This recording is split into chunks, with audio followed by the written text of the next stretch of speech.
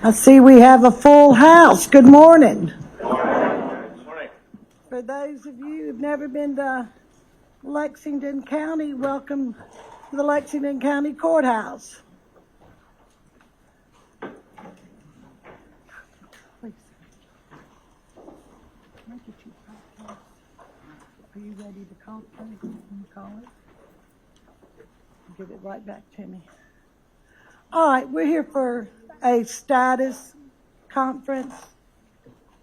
I'm going to get the clerk to call the case, please.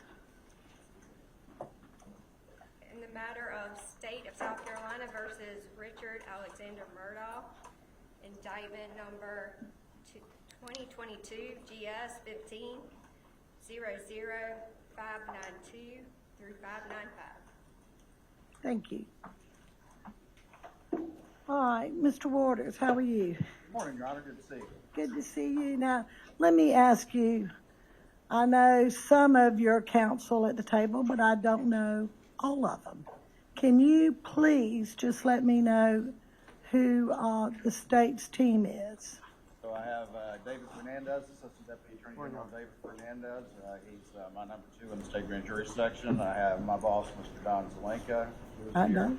We have John Metters as well. I know Mr. Madlers. See, Your Honor.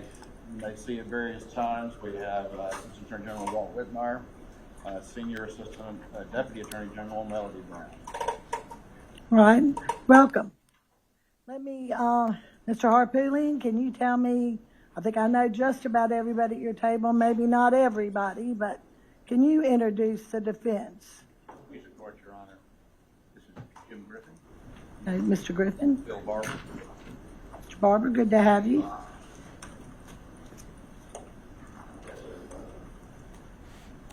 Okay.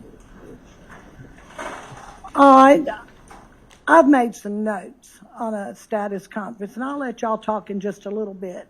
But I want to go over what I want to go over. Because I want to make sure that all the discovery in this case is complete. And I made some notes, and let me tell y'all, I don't know anything about the first trial, so when you tell me something, please be complete when you tell me, because don't assume that I know, because I don't. I want to know about phone records. Do we have all the phone records, and are they complete? Text messages, cell phone extractions, and if there's any supplemental extractions, video recordings, whether there's ballistic firearms, are we complete in that? Fingerprints, toxicology. I think there was a blood splatter expert last time. I just want to know where we are with these discovery items. I'll let the state address that, please. Yes, ma'am, Your Honor. So we have provided, and obviously provided well in advance of the first trial, a very extensive discovery. I'm not aware of anything in the items that you mentioned that have not been provided to the defense. And if anything, the defense has more than the state does, because a very heavy privilege review was done, for example, on Murdaugh's phone, and formerly being an attorney and that sort of thing. So it's my understanding, complete extractions were provided to them, whereas the prosecution team, the investigative team, only received the privilege review cell phone extractions as it relates to this phone and that sort of thing. As always, we are constantly auditing and looking at everything, but I'm not aware of any discovery from the very extensive productions that were made, not only from just the murder investigations, but also from the very extensive state jury investigations as well. So we have provided those, and obviously I'm not aware of anything in the categories that you mentioned that have not been provided to me. And not anything that needs to be reanalyzed or anything that the court would be waiting on? At this time, no. Now, as you're aware, and we, of course, sent our responses to everyone last night to the defense motions that were filed late last week. Came in the office Sunday to write those. One of those is their request for independent testing on DNA. We put it in our motion, and I actually got an email from Mr. Griffin this morning that if they want to have their defense expert reach out to SLED as to specifically what capabilities they think they have and what they're proposed to do, happy to facilitate those conversations and discuss those with the defense and then with Your Honor if necessary. Right now, that's kind of where we stand on that. And of course, any other issues that arise along those lines, we're very reasonable and we're perfectly willing to discuss those with the defense. And if there's something that we can't agree on, obviously we'll raise those to the court. Okay. All right, Mr. Harpootlian or Mr. Griffin? Your Honor, I want to address everything but the DNA issue. I'll let Mr. Griffin talk. Right, I'll talk about the DNA later. So we don't know what we don't know. And I'll give you an example. And let me hand this up to Your Honor and hand copies to.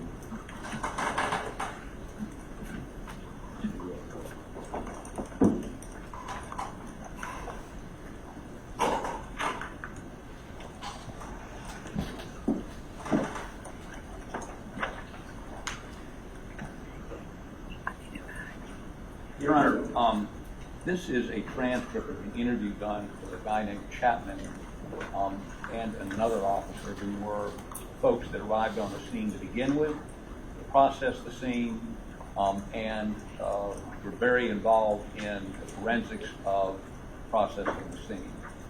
And if you go to page 6, Chapman, who's in charge of the scene, says this. This is a television interview on March 13th, 10 days after the verdict in this case. He says, in response to the question, I believe he had some help in the aftermath. For Rutland, yes, Captain Chapman. You know, the disposal of weapons, the moving around a vehicle. We heard so much about SLED and AG's office, and they don't have anything. It's all circumstantial. So I pose this question to you. It was a clean crime scene, staged crime scene, clean crime scene. Would you expect to find more evidence or less? And that's what's kind of hard to get people to understand is we didn't find a lot. But why we didn't find a lot? Because it was clean. I mean, it was manipulated. There's evidence removed from the scene. Now, this is 10 days after the trial. This is not what Chapman testified to. And if Chapman has evidence, there were other people at the scene. That he had assistance under their theory, or there were other people there. We need to have that furnished to us. And we have other witnesses that testified at trial are saying something totally different, indicating there's evidence to believe that somebody else was at the scene, or there were other people at the scene. I mean, this guy's the chief guy in charge of the scene, along with Rutland, who processed it that night. We need, and we're in the process of doing this to determine if they took other statements or the reports. So we don't know what we don't know. We don't know what we don't have. We need some period of time to try to process that. And Your Honor, I say this, and no emphasis on trying to, we're not alleging that the state has hidden anything from us. We do know there were people that came to see us that said they had important information. We have no ability to investigate anything. We don't have subpoenas. We don't have a grand jury. We don't have search warrants. And 2 or 3 of those people we sent to SLED. Did they follow up? One had extraordinary evidence about a tie-in between Paul's murder and the murder of a young man named Stephen Smith. But we had no, I can't compel anybody to come anywhere. We sent that to SLED. Did they investigate it? Did they investigate it? And I must tell you, there are a lot of pieces of information out there that, and maybe they just stopped once they got the conviction, didn't do anything else, that is inconsistent with our desire to get a conviction, have a conviction held. So they didn't follow it up. Maybe it does need to be followed up, but we're going to have to go back and look at all of that. We're going to have to determine whether or not additional material was developed since the trial. And of course, all of us were shocked by the court report's conduct in the trial. I know we were, I know the state was. But it's caused us to go back and look at, and we haven't done a thorough check of it, with all the testimony and read it all, not in the sense of an appeal, which we've done, but in the sense of, in criminal cases, we don't have depositions. We don't have them here. We have a transcript of every, but not every, I'm sure they're going to get rid of some of these witnesses who are horrible first time around and get additional witnesses. But most of the witnesses, we have their transcripts, their depositions. We need to go back and read all of that, and we need to get a sense of how you cross, just like you would in a civil case. So I can't say that we've got it all. I can't say that we don't have it all. Again, I don't know what I don't know, but I think we will be very diligent. And one of the other things we talked about is Murdaugh's access to that information in a way that makes it convenient for him and doesn't inconvenience anybody else. We'll talk about that. That's another motion. We'll talk about that. I'll get to your motions in just a little bit. What I really want to know is about phone records, text messages, cell phones, video recordings, toxicology, fingerprints. You have all that discovery. We're not sure, but we need to review it as if we were getting ready and brand new. I can't just because we looked at it 5 years ago, 4 years ago, doesn't mean we know we have it. We'll be diligent in doing that, but certainly I would think it'll take us some period of time to review that. Yeah, no. I'll start now in during the trial. Right. One other point, reminding me, we did not have OnStar data on Mr. Murdaugh's vehicle until halfway through the trial. That is not the Attorney General's fault. That is GMC's fault for not furnishing it. We had to do that on the run. We want to go back and analyze that and have an expert analyze that even more. I do want to emphasize the Attorney General got it at the same time we got it. No inference of anything improperly. Okay. So that's part of what we need to do. We need to hire additional experts based on some of the views we now have on some of the witnesses, both the state and the defense have. And they need to examine those reports to determine whether we have everything. So it's going to take a little bit of time, Judge. I can't tell you today we have everything because we don't know. Okay. Let me ask you, Mr. Waters, what about the OnStar data? Do you have all of that? Well, yes, ma'am. So, Your Honor, we actually SLED had sent 2 search warrants to GM well in advance of the trial, and we're told, we ain't got anything.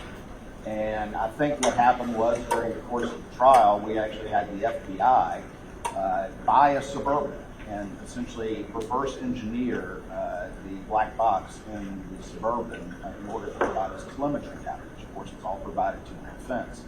I think when that testimony came out during trial, somebody at GM was watching and they were like, uh-oh. And so in the middle of the trial, I get a phone call saying, about all that OnStar data, actually, we got a bunch of it. We immediately advised the judge, advised the defense, provided that to a usual form. They assisted and agreed to go forward because we each had our theories about what had happened next. So that was nothing with the fault of the state, and we immediately engaged in what we needed to do to ensure the defense had access to all that information.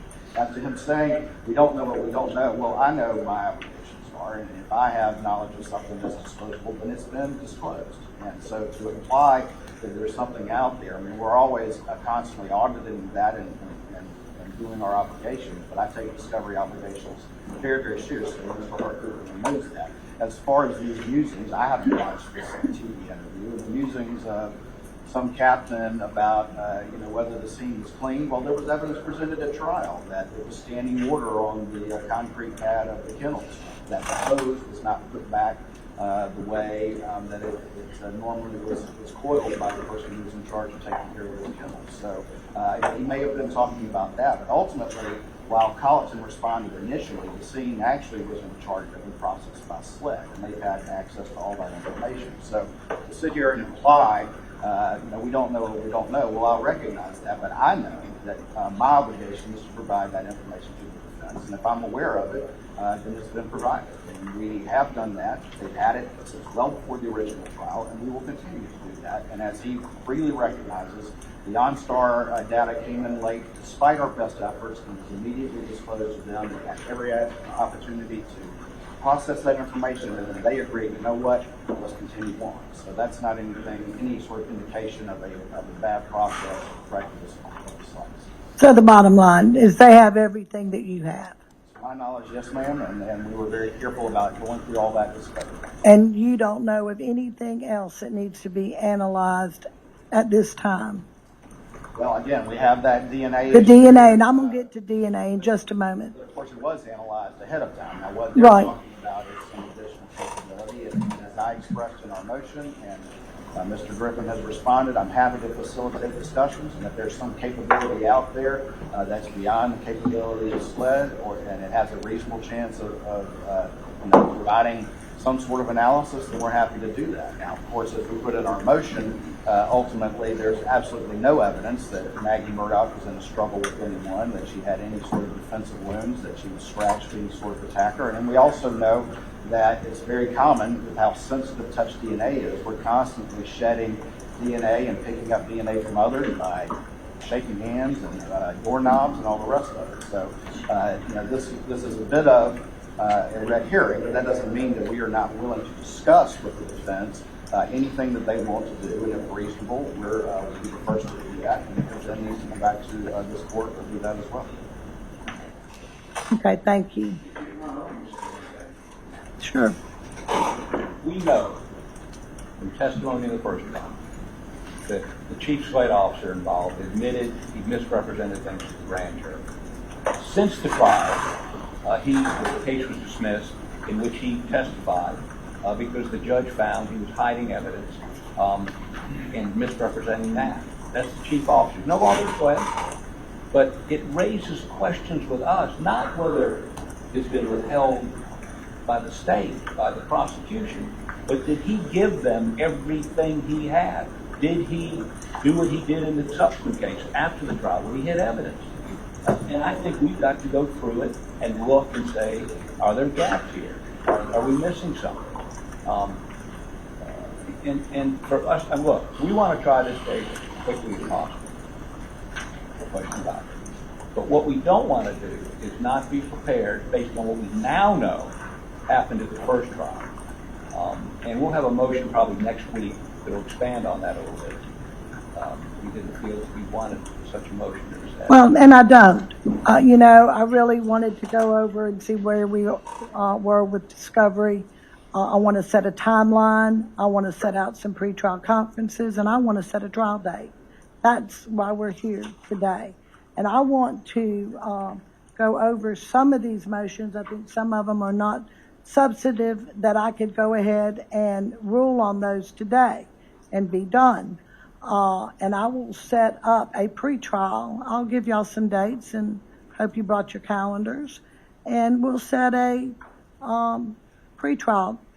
I don't know that one pretrial is going to do it for this case. We'll probably have several. And that's fine. The court's amenable to anything that y'all need. And happy to hear what you have.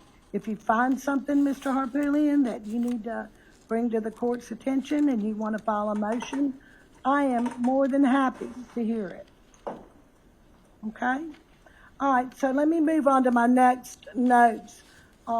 And we've kind of touched on it a little bit. Experts. Do you know how long? And the reason I'm just asking is because I do want to set a trial date. Believe it or not, overnight when I was assigned this case became the oldest case on my docket. And anybody who knows me knows that I will move an old case. And I intend to do that with this one.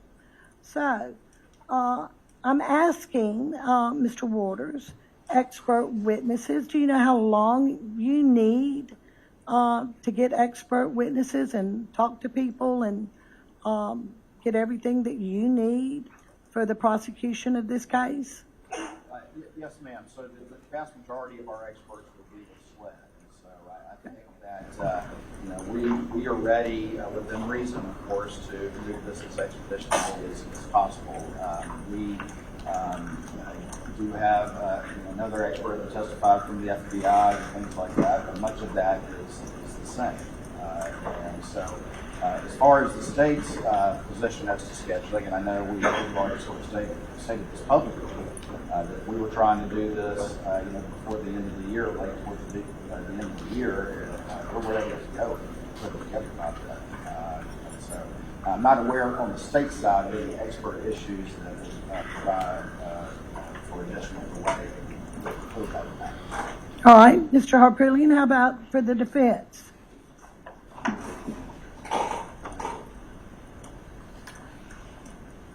Your Honor, we have 8 expert witnesses. All of them are new. All of them are just beginning to get the information they need. The DNA, when we are told, may take up to 6 months. It is, unlike what's been represented by the state, critical. And Mr. Griffin will address the specifics of that in just a moment. But to try this case this year, you guys were talking about going to the death penalty 4 months ago or 3 months ago. Try it before the end of the year. Cannot be done for us to be adequately prepared. And we talked about the laptop. Without the laptop, we can't try it next year. If we have to go down there and take in the banker's box at a time to read documents, almost 20,000 pages of documents. So we came up with a way to expedite. Well, surely, Mr. Harpootlian, he reviewed those before his first trial, did he not? 5 years ago. I mean, it's just a judge. I can't remember a case I tried 3 months ago when the material was on. I mean, it's ridiculous to require him, with all due respect, to require him to have a memory of each document that he looked at almost 5 years ago. And by the way, our solution to that, contrary to what Mr. Waters put in his motion, is ironclad. There's no chance of it being distributed. We'll give him a laptop that's encrypted, that since there's no attorney-client on it, corrections can look at it, SLED can look at it, anybody can look at it, and let him look at that without us having to take hard copies of stuff down there and review it with him. Can't leave it with him under the court order. In other words, you just can't take him to discovery and leave it with the court order prohibiting that. And I'm sure the warden does not want boxes and boxes of stuff sitting in his. But if we have that, and he could be reviewing these documents and experts as we're reviewing them. I mean, let's not forget, he's a lawyer. Now, he's a disbarred lawyer, but he has probably more trial experience than many of the folks on either side of the courtroom. So he understands what he's looking at much better than any client I've ever had. So I think it's important, if you're going to try to expedite this, for him to have, and we can talk about the laptop separately, but that's going to be a condition. It's going to take us at least 6 months to get these folks retained, have them look at the adequate material, look at the state's testimony the first time around, and of course if they have a change in who they're using or taking a different approach, we need to know that as soon as possible. I would point out that they were giving us discovery in the last case after the first week of trial, in the second week of trial. So we can't have that happen again. If they say they've got it all, we're going to assume we have it all unless they want to supplement it. They supplement it sooner rather than later. That allows us to expedite. I mean, I think what we probably ought to try to do is figure out a trial date and then back up from that. And what we're comfortable with is late spring, early summer next year. Okay. We can live with that. Given, I mean, if we have to go down there, one of us has to go down there 5 days a week, and we may be incarcerated on one now, so it's 2.5 hours from here. It's a half an hour to get in. So before you ever even see it, it's 3 hours. And then you only have 3 hours with them, and then it's a 3-hour trip back. That's why the laptop is so important. Okay. Mr. Griffin, anything you'd like to add as to experts? I have been in contact with the DNA lab in Houston. I can talk more about that. But when I mentioned that, they were asked, how soon do you need it? And I said, well, hopefully we're looking at a spring, early summer trial date. And the answer was, well, we need to put a rush on it. And I can talk more about the lab if Your Honor wants to hear it. I mean, they are the... I'll get to the DNA in just a minute, and then we'll go forward on that.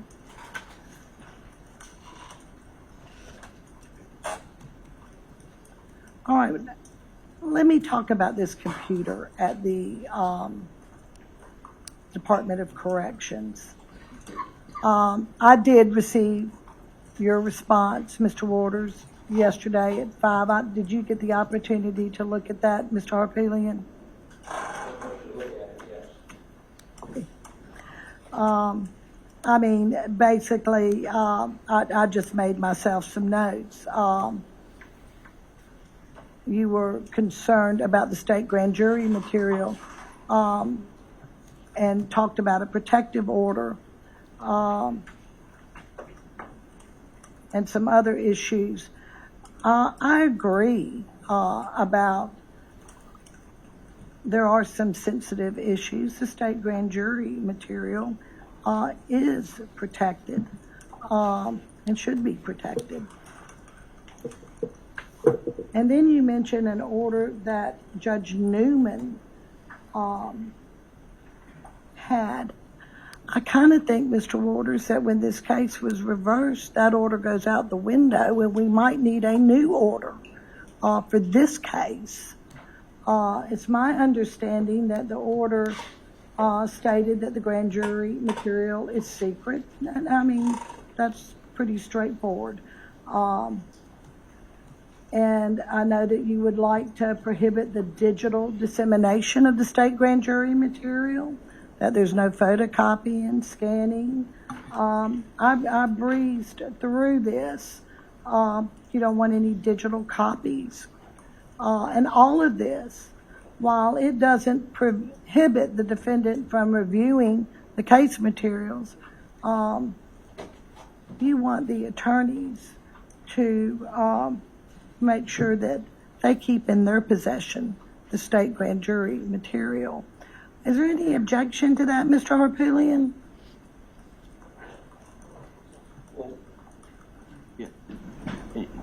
Your Honor, the issue of that is what is the state grand jury material? I think, we can designate what that is.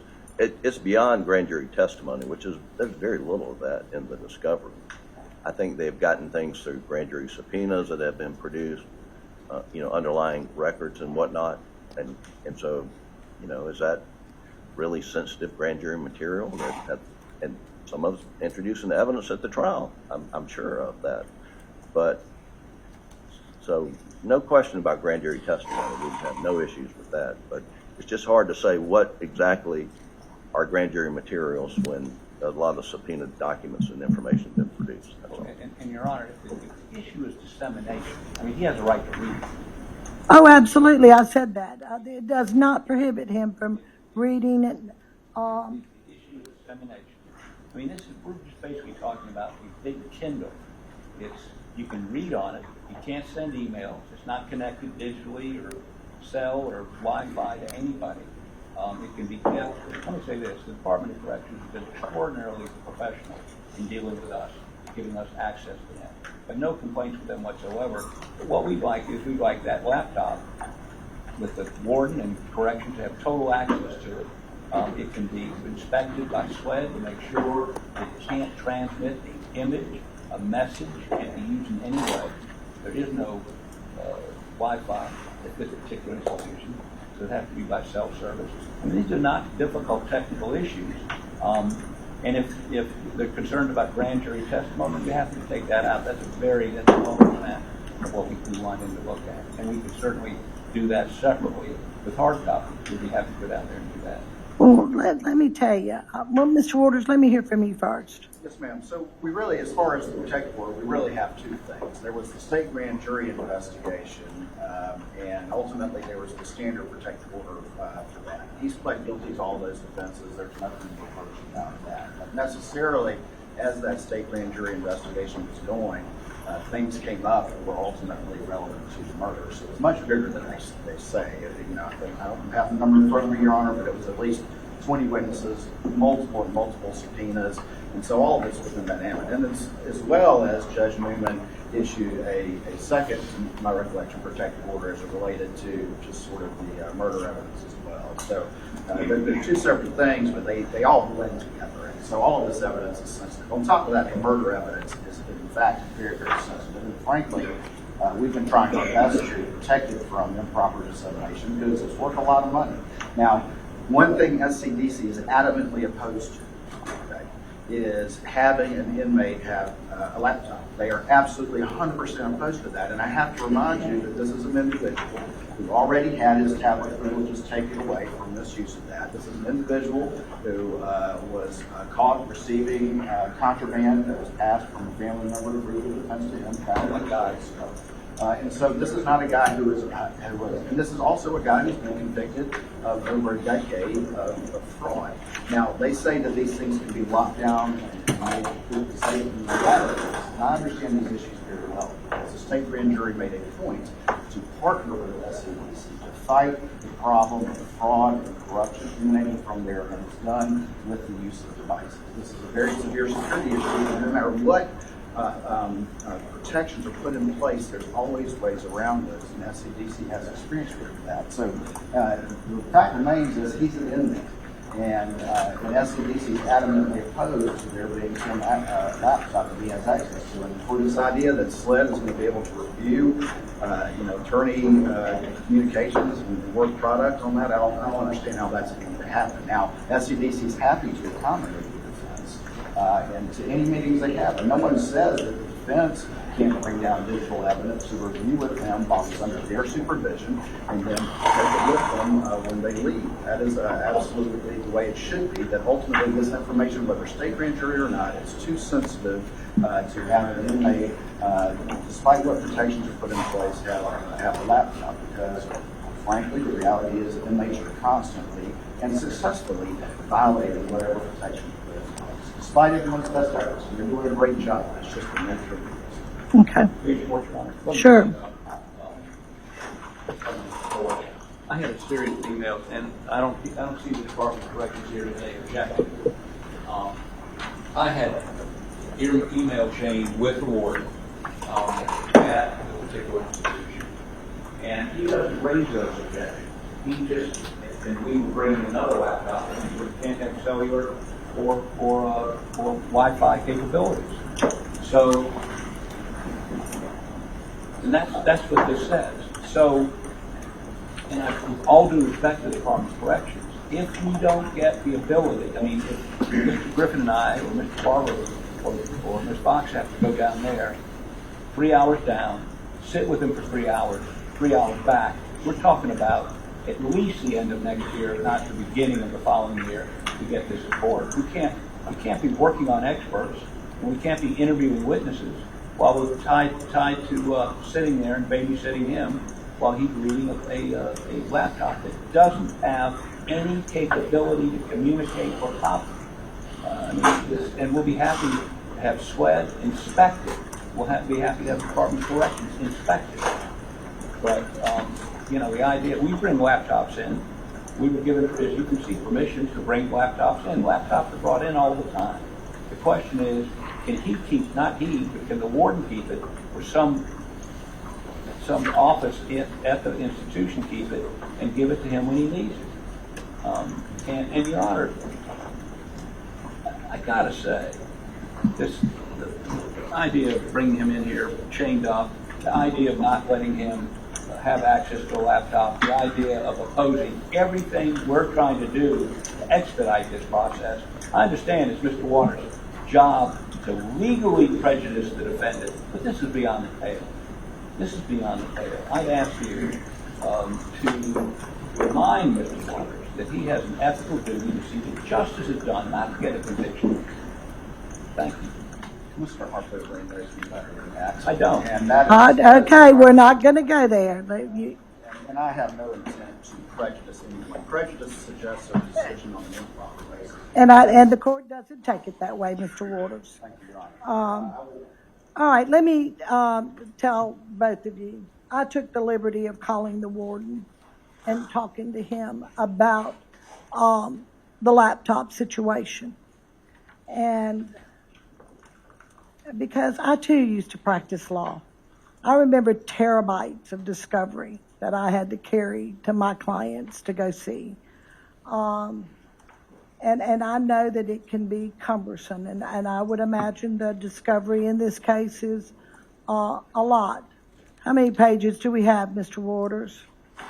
It's very extensive. It's half a terabyte. Half of a terabyte, okay. I talked to the warden. He will not allow a laptop, and for safety reasons. He said he would, quote, make available a conference room. Counsel may bring their computer. They could have a law clerk come, or the attorneys could come themselves. They could look at it. He could review his discovery. They could bring their own laptop. However, somebody must be with him. His concern was having a laptop in his cell. No other inmate has a laptop in their cell. They do have access to an iPad that has Westlaw on it.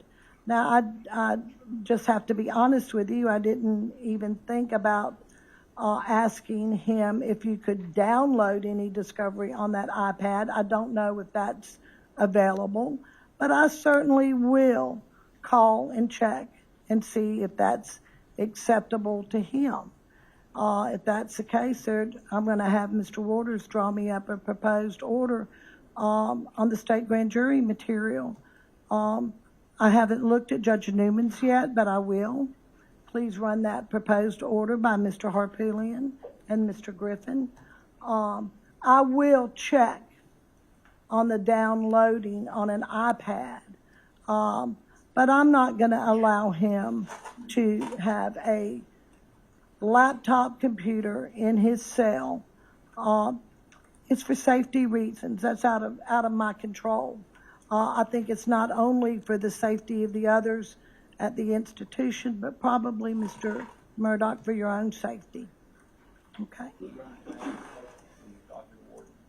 We're not proposing he have it in his cell. We're proposing that the warden have it and give it to him to go to a conference room as he would with us to look at it there. Does that make a difference? Well, I'll ask him. But when I read your email here, this seems like he could go to his cell. He could keep it in his cell. I know good and well that the warden is not going to allow that. I talked to him personally. Okay. We'll follow up on that in our next pretrial. Or if I can, I'll probably let you know before pretrial. But if he says no and it's for security reasons, then the answer is no. I'm not going to allow it. Do you understand, Mr. Harpootlian? Mr. Waters? Law clerk or other person, a paralegal?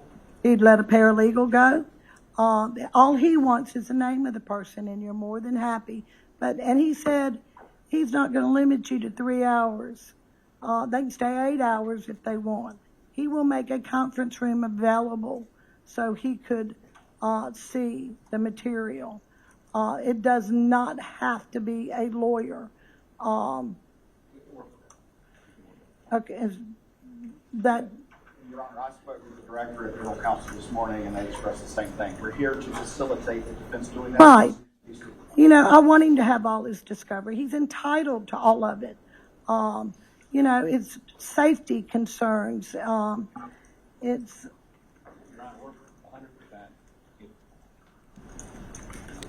If you can have a law clerk or a paralegal go down, then you're satisfied, Mr. Harpootlian. That'll help you out.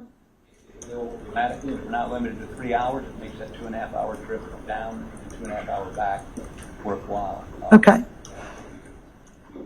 Well, then I will verify that and send y'all an email tomorrow on that. If that's okay. All right. Perfect. Thank you, Your Honor. All right. Now, let me go through I had a motion filed for the defense, and I just want to put this on the record. The defense wanted the defendant to be unshackled in the courtroom. I received a response from the state. They objected. Then I had a response from Mr. Harpootlian where he withdrew that motion. That still stands, Mr. Harpootlian? Yes, Your Honor, although we may renew the motion, the reason for this is potential jurors are watching this right now. It's going to be, wherever this goes, it's going to be difficult to get a jury. And to the extent that parading him around in a jumpsuit shackled like an animal impacts their view, it's going to make it more difficult for us to get a jury. Now, again, Mr. Waters' argument is specious. He's not dangerous. The only thing he's been convicted of is stealing money. Now, Judge Newman let him come to the courtroom in street clothes and unshackled. I know Mr. Waters feels compelled to get every advantage he can, but this is one that prejudices our ability to get a jury. So I would ask that he be allowed to come in the courtroom unshackled in, I will call them street clothes. Now, So are you renewing your motion now? sure. Just want to make sure. What I wanted you to see today is this. I mean, chained around the waist, chained with the hands, chained on the feet. I mean, this guy's not a serial killer. He's not, Ted Bundy. You can sit down, Mr. Murdaugh. And always convicted. He's accused of killing his wife and son. But he was accused of killing his wife and son, and Judge Newman allowed him to come unshackled and in street clothes to every hearing we had. All right, Mr. Waters, I did read your response, but I'll be happy to hear anything, and I'll take it under advisement. Well, again, they withdrawn the motion, and now they. Now they, Again, this goes back to, it's not the state's fault he's an inmate serving a 27-year sentence, okay? This is, again, SCDC's policy for a non-jury court to be dressed out in their restraints. He's not only facing 27 years, but an additional 40 years in federal court, and he's also indicted for a double murder. So this is a basic security consideration. Again, the intent is not to prejudice anyone. The intent is the security of every time someone is transported out of court. It is a security risk. And the first two goals in any escape attempt is to become unrestrained and in civilian clothes. So I'm here to represent what is basic policy and procedure for inmates serving long, felonious sentences with SCDC. I completely understand that when we have a jury, the calculations are different, and that is going to be a different thing to do. The remedy for all of that ultimately is a 4-hour process. It's going to be jury selection, and it's going to be instruction from the court, which the jurors are going to follow, and which I know our citizens can. okay, thank you. All right, I'll take it under advisement, and I'll issue an order on that. Let me move on to the DNA. Again, I just received the state's response yesterday at 5 p.m. I read it, and I'm going to save it for the next pretrial because this is what I want to know. I'd like to know how long, Mr. Griffin, it's going to take to analyze exactly what it is you're asking for. And I believe it's genetic. Yes, Your Honor. And the state's response says, give us somebody to talk to at the lab. Okay. So And that was conveyed to them this morning. The CEO of Othrum's name, email, and telephone number. They have received the VP of Law Enforcement Division at Othram, his cell phone number, and the client intake person that we use now, that I've been interfacing with, and they will be better able to answer specifically how long it will take. We've agreed to pay for it, and just background information. I'm going to let you pay for it. Yeah. And these murders happened in 2021. We're in 2026. 2021, there's no such thing as artificial intelligence. In 2021, this genetic genealogy was just on the ground floor. In 2026, we are light years ahead. And so what we're asking for didn't really exist in 2021. It does exist today, and Othram is the leading lab that performs this analysis. They did last year, in 2024, the statistics are that they cleared 200 cold cases on behalf of law enforcement around the United States and the country. They work with law enforcement every day. The most high-profile case they did was at the University of Idaho, the Moscow, Idaho murders that took place about the first week of our trial. College kids were massacred in a house at the University of Idaho. They had a DNA sample they ran through CODIS. Came up nothing. There was nothing. The state of Idaho Police Department, like SLED, had a contract with Othram.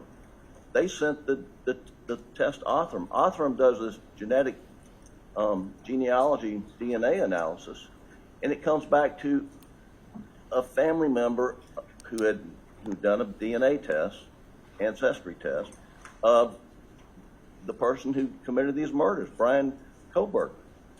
That's how they solved the Moscow murder cases, was through Othram lab. The difference between, and they say they don't have enough samples to get through CODIS, and I've talked to the lab about that, and that's not an issue. CODIS uses an analysis called STR. This analysis is SNP, and they call it SNPs. CODIS has 20 data points. SNPs has 500,000 data points that they analyze. Now, it takes a while to do that. And so, we're going to have to see what the lab says. They've asked me to get information from SLED as to, they'd like to see the electropherogram or mixture proportions so they can have a better handle on it. And I'd asked Mr. Waters to give us a name so that these experts can interface. But what they're doing in Houston, Texas, they don't do in South Carolina at the SLED lab. There are handfuls of labs around the country, and they are they're certified. They work with law enforcement. I don't know that they've worked specifically with SLED. They're familiar with SLED when I spoke with them, but they have a whole division. So you need an expert's name or whoever has this sample to see if there's a viable sample that you can send. Correct. They could send. And they can work with the extract that SLED used when they did their STR analysis. They can work with that out there. They told me, but Mr. Waters, can you give him a name so he can move forward? That's what I put in my motion, Your Honor, is please give us a name, and I'm happy to have SLED reach out and talk to them about what their supposed capabilities and proposals are and any procedures. And I'm then, once made privy to that information, I'm happy to discuss those with the defense. If for whatever reason we can't agree, we'll come back before Your Honor. That's precisely what I put in my motion is let's talk to, let the experts talk so that my experts can hear, what it is that they propose to do. And I'm happy to do so. and I gave him 3 names and contact information this morning, and I've asked a name that I can send back to my folks. I do want to address this red herring argument. The DNA that we're talking about, Your Honor, came from Maggie Murdaugh's left fingernails. That was tested by SLED with this STR analysis. The DNA sample number 70 that we're asking to be tested, it positively was not Alec Murdaugh's. Any of the other folks who they took buccal swabs from went through a long list, not them, except for one potential, and that potential, the ultimate result was it's 11 times more an unknown male, so they know it's a male, than it was this person. That's how they do things in their DNA analysis. And Mr. Waters said, well, there's no evidence of struggle, but there was a shell casing under Maggie Murdaugh's body from the gun that killed her. I mean, that shell casing and that gun had to be in very close proximity. Maggie Murdaugh's cell phone was missing from the crime scene. Was DNA transferred at that point in time? And so we don't think it's a red herring. We think it's very important. Now, it may turn out to be, innocuous. We don't know, but it's worth looking into. Okay, I haven't said no. This is what I do want you to do, though, Mr. Griffin. I want to know how long it's going to take to analyze what it is that you're asking for. And even if I expedite it, I'd like to know how long it's going to take. And I'd also like to know if there's even a viable sample that they can get. And we will discuss this at our next pretrial. Anything, Mr. Waters, you're going to give them the name of the person it's SLED that he can get in contact with. Let's see if there's a viable sample. And the lab has told me if there's not a viable sample, we'll tell you that. But Right. they work with a lot less than Okay. SLED. Well, let's start with that. Let's make sure we get a viable sample, and then we'll go forward, and we're going to go forward at the next pretrial. I promise you, the pretrial is not going to be that far away. All right. Let me move on to the motion for change of venue. The defense filed a change of venue motion. The state has not had the opportunity to answer yet. So I'm going to give them time. In the meantime, before our next pretrial, if at all possible, if y'all agree on a change of venue, please give me some suggestions if y'all can agree on it. If you can't, make your own suggestions, and then I will decide for you if we go that route. Even in spite of the acrimony here today, the lawyers have been able to talk to each other, and we have already talked about this.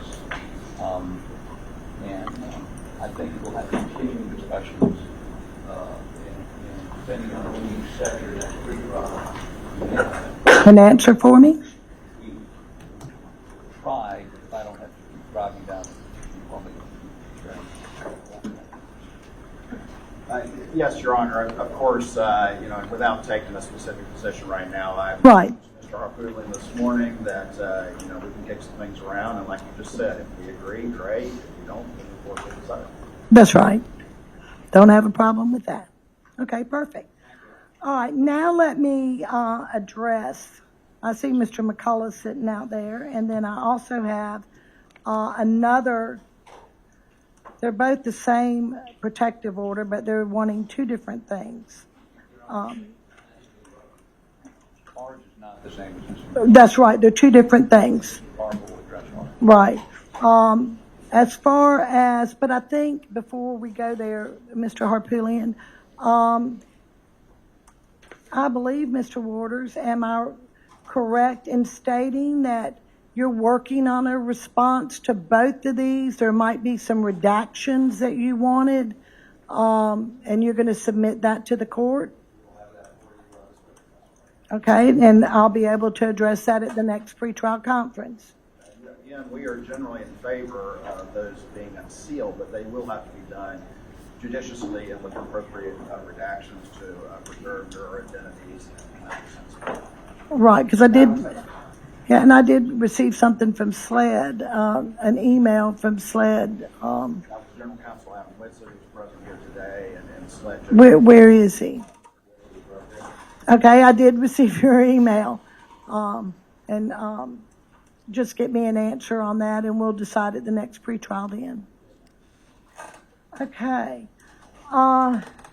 those were all my bullet points.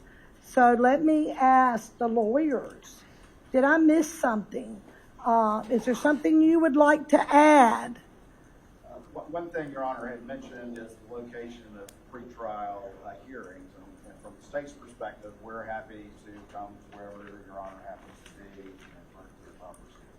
Okay, Remember, we're more than happy to come wherever you are, although this production of these hearings might not dictate, but certainly suggest you come to a venue like Lexington County, where there's plenty of room and you have an extraordinary program that's accommodated everybody.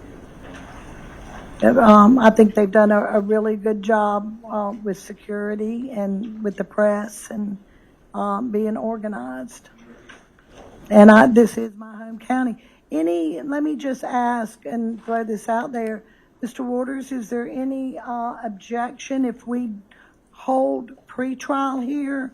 The reason being we have a big courtroom. I already have security set in place. I think the clerks and both clerks and security have done a really good job. This is not the only courtroom in this courthouse, so I won't disrupt holding court in Lexington, which I would not want to do to any county. Sometimes I go to really small counties, and I don't think it would be good to hold a pretrial there. Does it suit? I mean, from the state's perspective, and again, being a longtime AG, I've been in pretty much all of them. And as an AG, Lexington is like a second home, obviously. Convenient. Office, solicitors office, law enforcement, the court, of course, is very accommodating here. So this is certainly, I think, would be of most convenience for parties as we get ready for the trials. Okay, it's not far for anybody to travel, Mr. Harpootlian? Okay, then I will try to make sure that when we arrange these pretrials that we will try to be here in Lexington. Anything else, Mr. Waters? I believe that's it from the state. Defense? Your Honor, that's all we have, but if we could talk about that schedule for the next pretrial. Oh, I'm getting ready for it right now. Let me tell you what I have. I've gone through my calendar. And so it's hard to get lawyers together, especially when I have this many lawyers. So let me throw some dates out to you. August the 13th and the 14th. July 29th, the 30th, or the 31st. Your Honor, so in chronological order, the first would be July 29th. I'm scheduled to be out of state with that, from the 29th through the 31st. Okay, then let me move on to August 13th and 14th. Your Honor, we have a mediation on the 13th. The 14th is available. Yes, sir. 14th works for the state, Your Honor. August the 14th it is. That will be our next pretrial. Now, with that said, I'd like to have all motions by August the 7th, if I could. I like to read my motions. I like to be prepared. So if I could have your motions, I understand that some of them are late. You might think of something at the last minute, that's fine, but please don't file something at 10 o'clock at night and expect me to rule on it in the morning. Okay? I apologize for those coming in late. No, you're fine. I came into the office just to make sure we had something out there. Mr. Waters, you're fine. I was not planning on ruling on those motions. Now, had I been, I might say something different. But please don't do that to me, okay? Now, let's talk about a trial date. The only other information I would like to know is how long this DNA is going to take. I would like to know that, but I'm going to tell y'all, I'm thinking April the 5th. And this being, I'm trying to get through Easter, and I know how hard it is to pick a jury when you've got spring break. That's usually right before Easter. It is the March.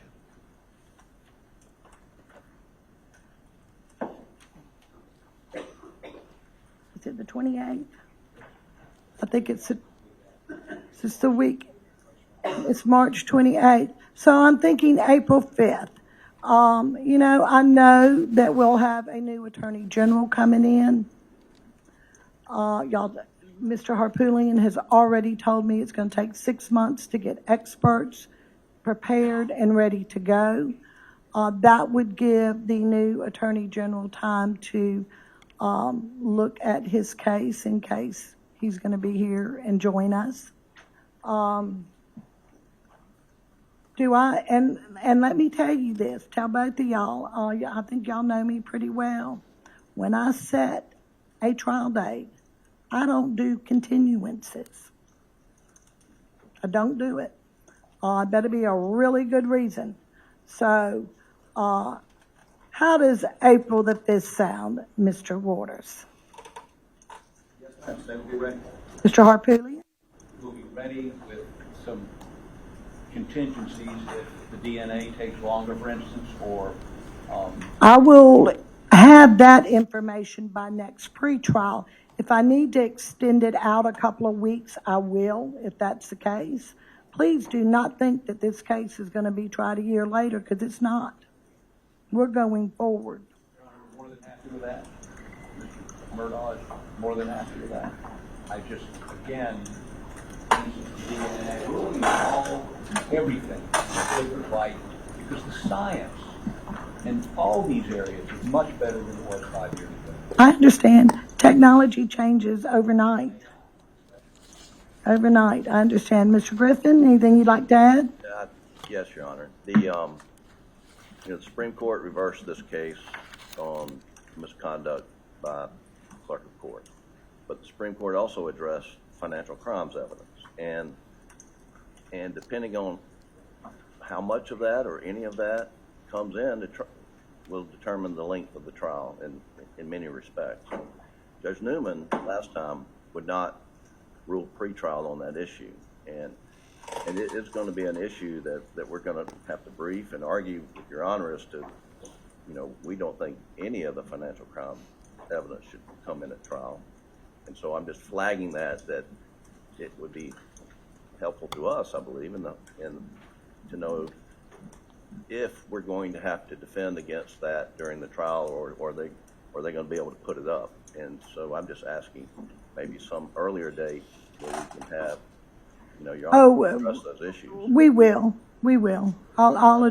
I'm just going to tell you, I like to address all pretrial matters beforehand, because when I say April the 5th, we're picking a jury and going forward.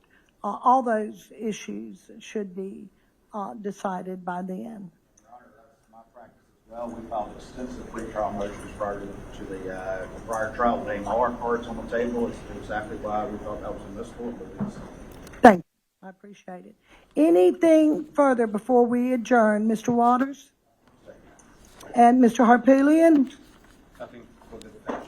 All right, perfect. Have a good evening.